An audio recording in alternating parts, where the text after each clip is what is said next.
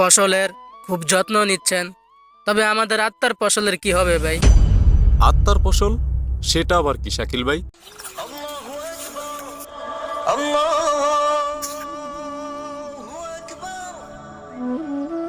আসসালামু আলাইকুম আরমান ভাই, কি অবস্থা, কেমন আছেন? ওয়ালাইকুম আসসালাম, আলহামদুলিল্লাহ ভালো আছি শাকিল ভাই, আপনি কেমন আছেন? এই তো আলহামদুলিল্লাহ ভাই, কি অবস্থা আপনার? এই তো আল্লাহ রাখছে, আলহামদুলিল্লাহ ভালো।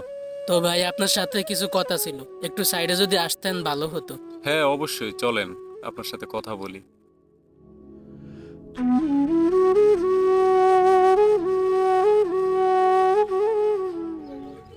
আসেন ভাই, অনেকদিন পর আপনার সাথে দেখা হয়ে ভালো লাগলো। বসেন এখানে।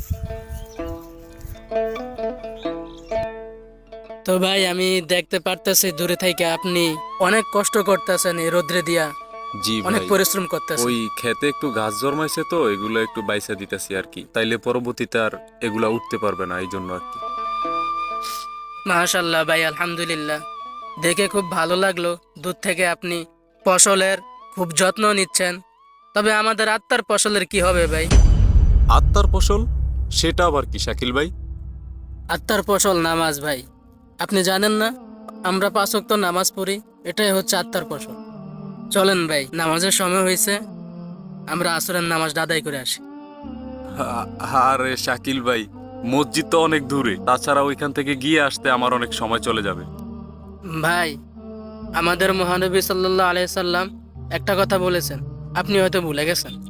নামাজের সময় যেখানে হবে আপনি সেইখানে সালাত আদায় করতে পারবেন। চলেন আমরা এখানে নামাজ আদায় করে ফেলি। কিন্তু ভাই, আমার তো কাপড় নোংরা, আমি মাটিতে নামাজ পড়বো কিভাবে? ভাই, নামাজের জন্য পবিত্র হৃদয় আর ইচ্ছাই যথেষ্ট। আপনি তো এই মাটিতে কাজ করেন, তাহলে আল্লাহর সামনে দাঁড়াতে কিসের লজ্জা? আসলেই ভাই, কথা সত্য। আসলে আমরা ফসল ফলানোর জন্য কত কষ্ট করি, অথচ আখিরাতের ফসলের জন্য কিছুই করি না। ঠিক বলেছেন ভাই, দুনিয়ার ফসলের জন্য আমরা সবাই পরিশ্রম করি, আপনিও করছেন ভাই, কিন্তু আখিরাতের ফসলের জন্য কি করছি আমরা? নামাজ এমন একটা ফসল যেটা আমাদেরকে কিয়ামতের দিন রক্ষা করবে। আপনিও ঠিক বলেছেন ভাই, আজ থেকে আর অবহেলা করব না। চলেন আমরা এখানেই নামাজ আদায় করি। চলেন।